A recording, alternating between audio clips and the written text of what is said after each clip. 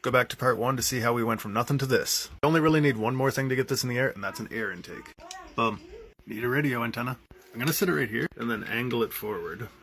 I'm gonna make an action group for extending the antenna as well. Let's get a ladder. Boom. So just before we go for a test flight, we're gonna empty the monopropellant out of the cockpit. I actually turned the reaction wheel down to 0. Let's launch. So now the fine tuning's kind of up to you. What we're gonna do is we're gonna fly and see how you like the control of the ship. You can test out what controls do what. If your controls are too touchy in a certain area, like it rolls too fast, then what you can do is turn down the control on this. Right here, the authority limiter. So if it's way too strong, you can turn that down to 50 or 40. Or if you find that your tail fins just aren't doing the job, you could turn the limiter up even higher. Before I launch, I'm also going to test that little experiment I was doing with those. We can push right on the D-pad to bring up our custom groups. Number 1, air brakes.